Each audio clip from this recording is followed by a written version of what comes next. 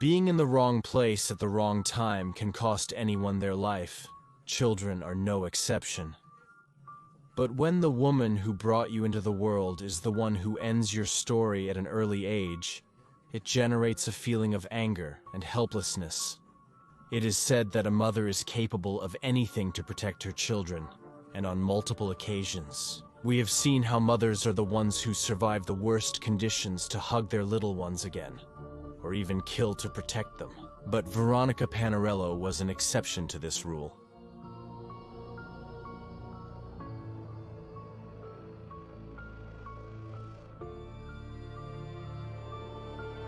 The afternoon of November 29, 2014, the life of the Estribi family changed completely, taking a turn from which there was no return.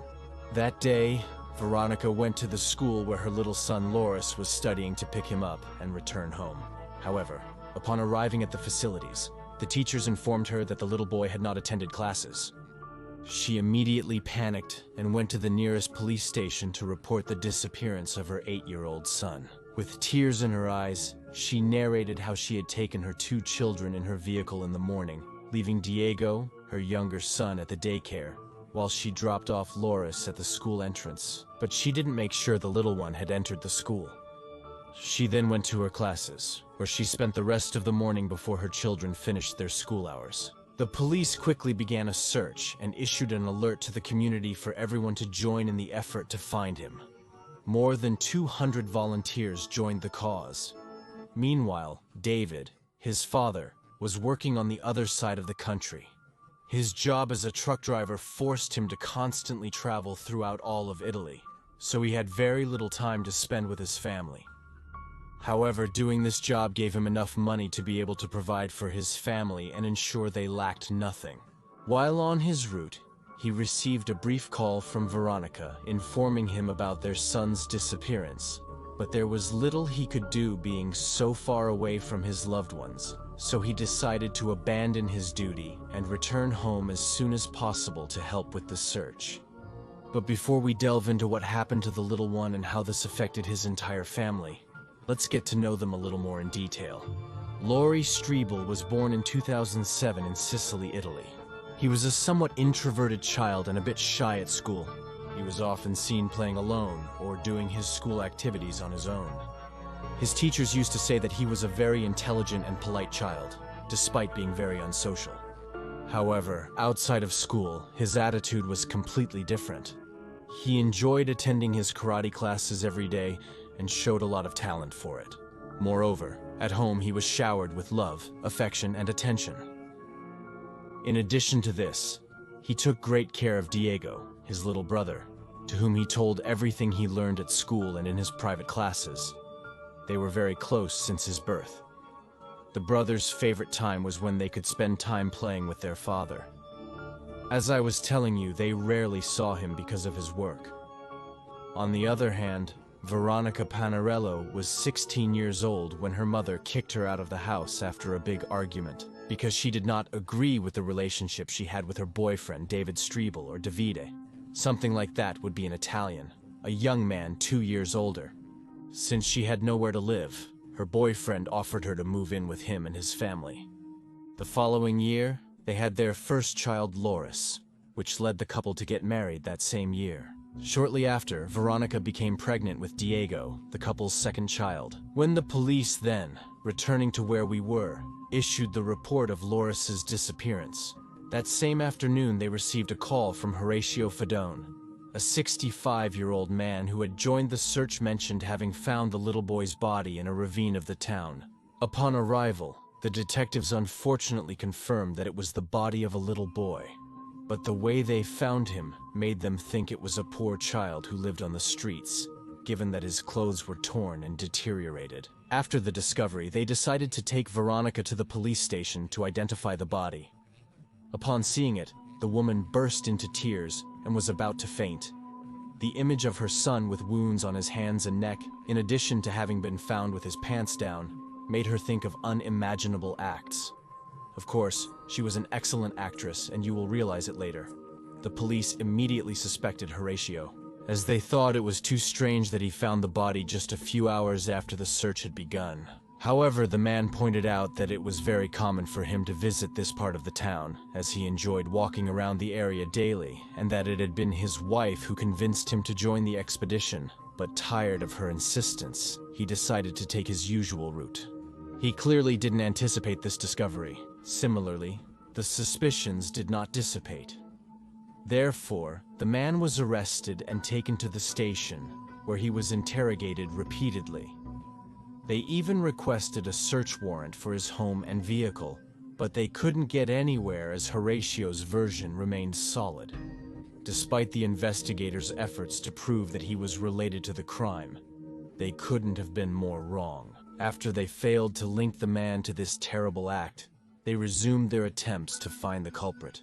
They even broadcasted several telephone lines on the media to receive anonymous tips from the public. It's impossible for me to forgive whoever did something so savage to my grandson. Loris was the prince of the house, and we won't rest until justice is served. This was mentioned by the boy's grandmother in an interview.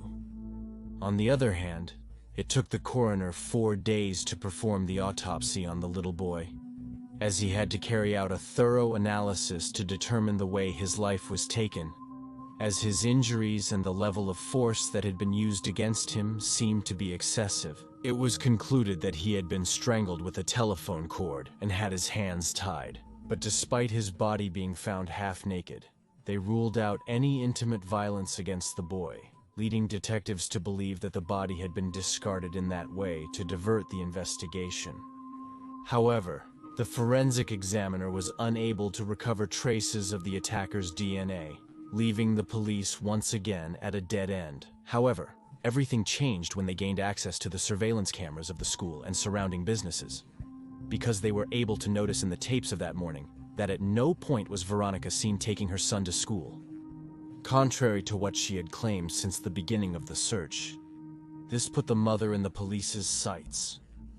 So they called her to testify at the police station, where she contradicted herself on several occasions, arguing that she had parked her vehicle at a nearby business and that she saw her son enter the school. She then pointed out that Lopez was late to school, and that's why his teachers didn't remember receiving him. Unlike what happened with Horatio, Veronica's version had too many inconsistencies that further aroused the suspicions of the police.